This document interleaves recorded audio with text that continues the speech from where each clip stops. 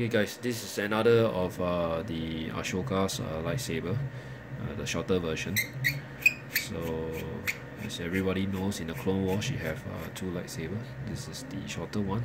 This is our personal collection, and the LED light, as you can see, we have used it with the real crystal. We have drilled the hole in a crystal and placed a LED light inside, and managed to find a yellow LED light to go together with the blade, which is actually featured in the Clone Wars.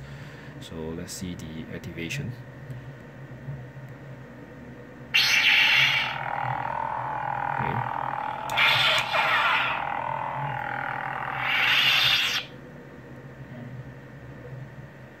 Alright, we better get started. So we actually have incorporated two sound fonts of Ashoka.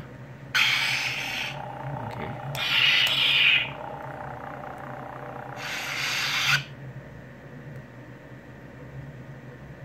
My master will be coming for me any minute. Okay.